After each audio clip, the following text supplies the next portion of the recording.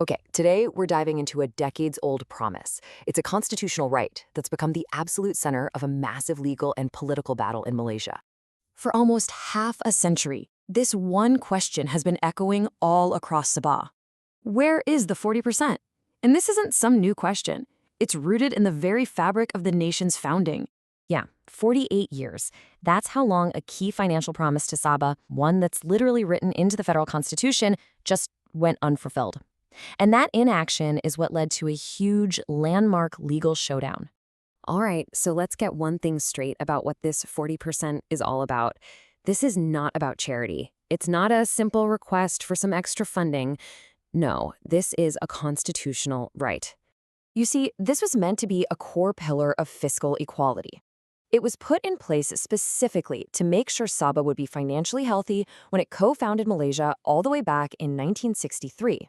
It was part of the deal. And this quote right here, it absolutely nails it. This frames the entire debate perfectly. We're talking about a matter of law, not political generosity. This isn't about asking for a handout. It's about demanding a right that was promised from the very beginning. So even though it was literally the law of the land, this constitutional guarantee was just ignored for decades. It created a period that legal experts are now calling the lost years. And this timeline, well, it really lays out the whole problem, doesn't it? There was a constitutional duty to review this grant every 5 years. It happened once in 1969, and then nothing.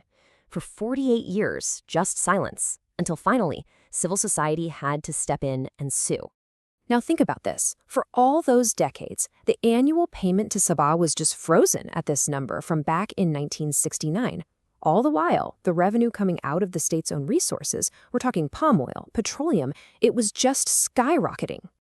Okay, get ready for this, because the difference here is just staggering. Based on public data, critics estimate the total amount owed to Sabah could be as high as 300 billion ringgit. Can you imagine that? You're entitled to billions, but you're only getting millions. And look, this isn't just about numbers on a spreadsheet. The court itself connected the dots, drawing a straight line from this financial injustice to real, tangible consequences for the people of Sabah. We're talking about the quality of roads, the funding for schools, for hospitals. It's a powerful acknowledgement that when a state is denied what it's owed, its people are denied basic development. So, with all this frustration building up for decades, it was only a matter of time before it all came to a head in court, and it was a huge legal reckoning.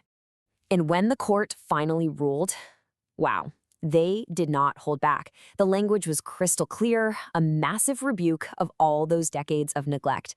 This wasn't a suggestion. It was a flat-out declaration that the government had broken the nation's highest law. So the court didn't just say you were wrong. They said, you were wrong, and here's exactly what you're going to do about it, with a legally binding deadline. The clock officially started ticking on October 17th. Now, you'd think that would be the end of it, right? A clear court order? Well, not exactly. The federal government's response after this verdict just created a whole lot more confusion and debate. And this is where things get really tricky. The government says, hey, we respect the 40% rate. But legal experts are pointing out that their appeal targets the very thing that makes the ruling enforceable. By challenging the abuse of power finding, they're trying to remove the legal teeth that would actually force them to pay. It's like one critic said, it creates a situation where you see the 40%, but there's no way of ever getting it. This really gets to the heart of the whole public argument. The government points to its big budget spending on things like education and defense as proof it's taking care of Sabah. But critics say that's like a landlord saying they don't have to fix the plumbing because they buy groceries for the house. They're two totally separate obligations. And the legal argument is basically this. You can't just talk about the review process without talking about the constitutionally required 40% formula. The formula is the law. It's not just a suggestion or a starting point for negotiation. So all of this brings us right to the present moment. The court's deadline is getting closer and closer, and the pressure is seriously mounting on the government to finally act. Remember that timeline the court set? There was a 90-day window just for the government to conduct its review. With half of the total 180-day period for an agreement already gone, that initial window for action is closing, and fast. So what's actually happened in that time?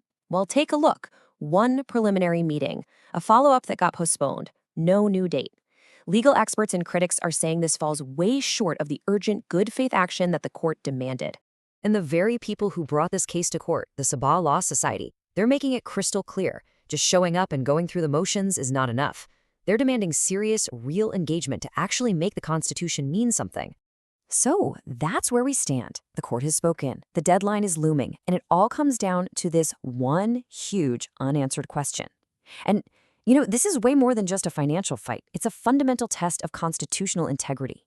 What happens next is going to have massive implications for the future of the entire Malaysian Federation.